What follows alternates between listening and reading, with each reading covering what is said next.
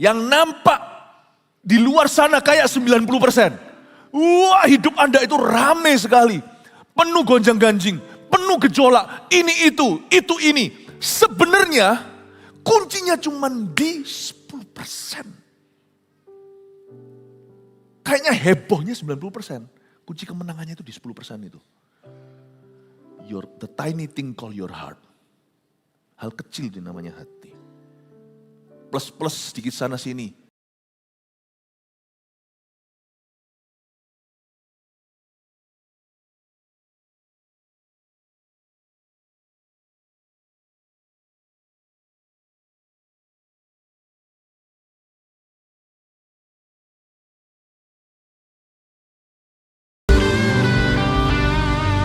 Sebab hidup kami bukan kami lagi, ajar kami untuk bisa membedakan tipis-tipisnya antara kehendak kami dan kehendak Kristus.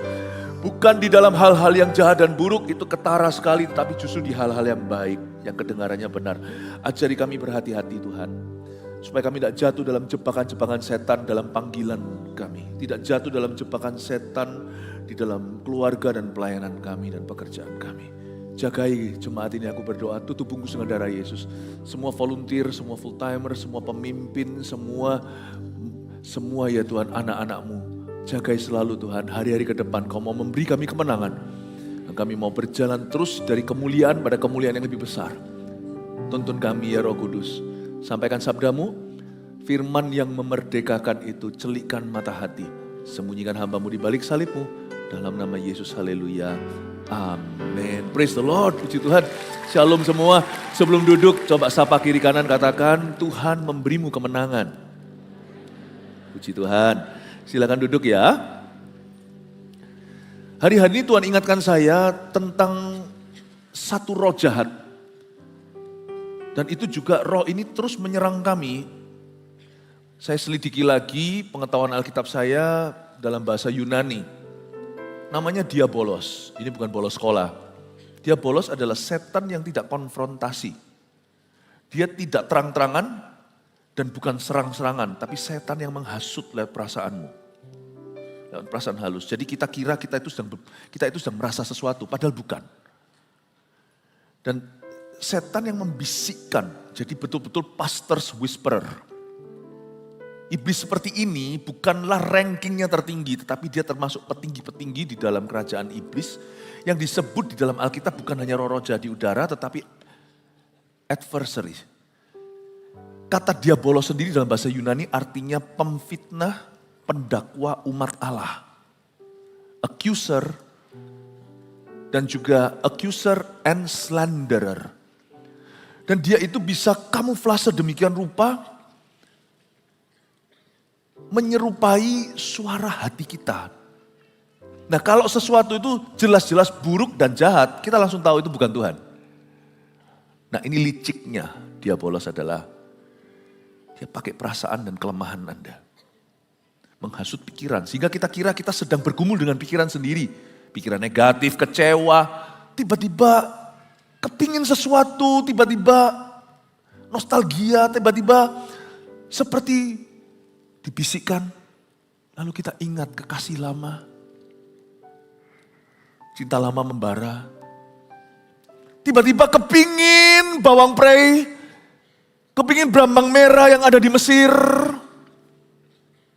Atau tiba-tiba kepingin sekali itu banting setir dan berubah segala sesuatu. Bosan aku sama hidup ini, aku merasa seperti aku stuck dengan hidup sendiri. Hati-hati with this spirit. Dia sangat licik. Dia punya senjata adalah kamuflase, tipu muslihat. Dan ini adalah setan yang disebut sebagai diabolos dalam Alkitab. Dia menghasut Petrus. Yesus tahu itu. Meskipun tipis, Yesus maha tahu. Dia berkata, "Enyah kau iblis. Kau memikirkan apa yang dipikirkan manusia." Tuhan tidak berkata, "Kau pikirkan apa yang dipikirkan setan." Jelas-jelas kita tengking dari depan. Kau pikirkan apa yang dipikirkan manusia. Enggak baik Tuhan kau naik ke salib. Kau harusnya begini loh. Maksudnya baik. Tapi Tuhan tahu bahwa itu melawan kehendak Allah. Hati-hati dengan perkara yang baik yang kau pikirkan. Hati-hati dengan sesuatu yang sifatnya seperti makan perasaan Anda. Perasaan Anda kena. Huk. Hati-hati dengan itu. Ujilah segala sesuatu. Bukan segala sesuatu yang baik itu dari Tuhan. Karena Tuhan suruh kita menjadi orang benar, bukan jadi orang baik. Be very extra careful. Karena iblis seperti ini itu menabur kekecewaan, kepahitan, dan pikiran-pikiran yang negatif pula. Saya diingatkan Tuhan karena kami sendiri sebagai hamba Tuhan mengalami itu.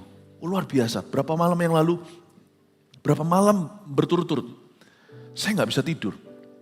Saya berjaga sampai pukul 3. Itu kira-kira dari sejak berapa hari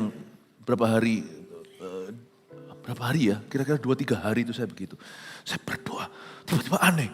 Pikiran-pikiran itu seperti ada perasaan-perasaan kayak ada roh kekecewaan dan sebagainya. Saya tengking itu dalam nama Yesus. Saya sadar, saya rasa saya sebagai penjaga umat. Saya berdiri di menara. Saya ngerasain dulu kali. Saya kira saya sendiri, istri saya juga mengalaminya. Very powerful spirit. Tapi kita tidak usah takut, karena semua roh-roh jahat, iblis, Lucifer sudah dikalahkan.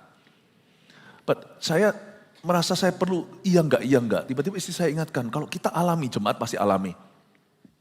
Jadi tolong sampaikan, saya bilang baik, saya setuju. Saya diingatkan bahwa Anda harus waspada. Dan dia adalah pastor whisperer. Dia adalah, Petrus pun kena, hampir. Dan siapapun yang ajak spirit seperti ini dialog dalam pikirannya, pasti gugur. Pasti gugur. Dia memang bukan jenderal, tapi dia sudah sering jatuhkan jenderal-jenderal Tuhan. Hati-hati hari-hari ini. Tentunya jemaat tidak akan mengalami naga, karena kami yang sudah slay the dragon. Tapi Anda akan menghadapi ular-ular, atau paling tidak ulat-ulat kecil yang harus yang ada di depan Anda. Please be careful these days, jaga your marriage, jaga pernikahanmu. Jaga profesimu, jangan tiba-tiba dihasut dengan ketamakan, aduh rasanya. Lalu bisa aja setan lewat, ada orang yang berbicara, bro, ini bagus. Hati-hati dihasut, jaga pekerjaan Anda. Jaga keuangan Anda, bukan berarti kita overproteksi, enggak usah was-was. Tapi segala sesuatu itu jangan kau putusi sendiri, apalagi suami istri, selalu cross-check. Dan selalu check again, suami dengan istri kan sama-sama pewaris kehidupan. Yang satu tidak berhak membuat keputusan besar tanpa yang lainnya. Always cross check, please jaga. Dalam kepemimpinan, dalam pelayanan juga jaga, selalu Anda minta peneguhan dan konfirmasi dulu dari pemimpin di atas Anda. Kalau Anda mau membuat suatu keputusan yang kiranya keluar dari perasaanmu, bukan dari visi Allah. Be very careful, diabolos itu adalah roh yang menjatuhkan dari dalam, bukan dari luar. Amin? Oke, saya tenang. Udah saya sampaikan. Kita siap untuk dengar firman. Ini khotbahnya bukan. Saya ada khotbah nih 5 nih, munculin. Itu dia. Kalau hilang salah satu, Anda hanya dapat 1/5 khotbah kalau Anda hanya datang satu ibadah. Tolong dengarkan sendiri. 1 minggu kan 7 hari. Pasti dicicil satu persatu, mari, pasti selesai. By the way, minggu depan siap-siap saya tetap akan khotbah di sini. Besok saya ke Malaysia dulu. Lalu hari Sabtu saya, nanti hari Minggu maksudnya, hari Minggu nanti saya akan khotbah lagi di rooftop. Kita seminar keluarga ya, siap-siap datang dengan keluarga Anda. Di setiap kebaktian saya akan bicara sesuatu yang sangat unik. Ya, di ibadah yang sekarang ini nanti minggu depan saya akan sampaikan firman membedah soal pernikahan, perceraian dan pernikahan lagi bagi orang-orang yang sudah cerai, bagaimana continue dalam hidup ini. Nanti saya akan bahas perkara-perkara sensitif. Termasuk di dalamnya, nanti ibadah sebelumnya pukul 10 nanti saya akan juga bicara tentang midlife crisis atau yang namanya krisis paruh baya. Nostalgia berlebihan, diabolos juga bisa masuk lewat kayak gituan. Nanti kita akan bahas, tapi nanti itu minggu depan, nanti dengarkan pengumuman aja zaman sekarang sosial media, nanti Anda cek di sosmednya gereja, Anda nanti akan ada pengumumannya, tema-temanya sudah saya berikan ke tim, jadi mereka sudah tahu, nantikanlah di gereja terdekat Anda, yaitu gereja yang dekat di hati, yaitu gereja ini. Haleluya, kasih tepuk tangan untuk Tuhan Yesus, so excited. Oke, kita belajar dulu hari ini tentang jebakan dalam kemenangan. Mari kita buka sama-sama Firman ini kita buka dari sebuah cerita langsung di episode berikutnya. Jadi semoga Anda sudah pernah baca Alkitab. Karena ini saya langsung Bible study. Jadi kalau nggak ngerti nanti saya akan kasih background story. Sebisa mungkin saya akan bahas, saya akan kasih latar belakangnya supaya Anda tidak totally lost ya. Tapi berbahagialah orang yang sudah pernah baca Alkitab. Karena ini langsung nyambung. Ya, kita lihat 1 Samuel pasal yang ke-11. Tadi di kebaktian sebelumnya saya nggak bisa selesaikan setiap semua ayat yang saya siapkan. Jadi saya mulai dulu dari 1 Samuel pasal 11 ayat 8. By the way, ini adalah perang pertamanya Raja Saul setelah dia dilantik jadi raja. Jadi ini perang menentukan. Ini perang justru membuktikan bahwa urapan Tuhan memang ada pada dia. Oke. Singkat cerita, Bani Amon tuh musuhnya orang Israel. Itu serang Israel. Dia serang Yabes Gilead atau wilayah Israel yang diisi dengan orang-orang kuat. Jadi setan itu sekarang gak basa-basi. Yang dia sikat itu pertama-tama adalah pemimpin. Ya, yang dia hasut itu pemimpin dulu. Makanya doakan pemimpin-pemimpinmu, baik itu orang tua, papa mama, pemimpin gereja, karena itu mempengaruhi kerohanian dan kekekalan. Karena itu ada ngaruh, pasti ngaruh.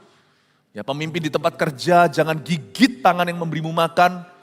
Doakan bosmu kalau Anda bekerja di bawah siapa. Doakan pemerintah kita Indonesia supaya dikasih hikmat, takut akan Tuhan, dikasih akal budi untuk bisa memimpin negeri. Nah, Yabes Gilead disikat. Mau disikat tapi singkat cerita, Yabes Gilead minta tolong, diresponi sama Saul yang belum terbukti urapannya. Ini perang perdana. Nah, akhirnya Saul mengerahkan bangsa Israel untuk menghadapi Amon, bangsa Amon yang besar.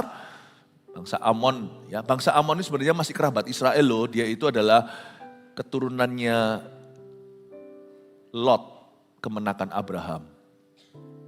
Hasil incest ya, pernikahan antara Lot dengan putrinya sendiri. Cukup ngeri dan risih. Pokoknya intinya ya, Anda jangan kaget ya. Bisa-bisa orang yang memusuhimu itu adalah orang-orang yang di dekatmu, gak tentu. Tapi jangan anggap mereka setan, doakan mereka tapi jangan kepengaruh. Peperangan rohani itu gak kelihatan. You gak tahu di mana musuh akan mulai menghadangmu. Tetapi selama hati kita pada Tuhan, gak usah takut sama siapa-siapa atau apa-apa, kita akan selalu ready. Bani Amon loh, serang bangsa Israel, itu kan masih second cousin. Mari kita sekarang lihat peperangan ini sebelum terjadi, oke? Saya kasih bocoran dulu, akhirnya Saul menang. Akhirnya Saul menang.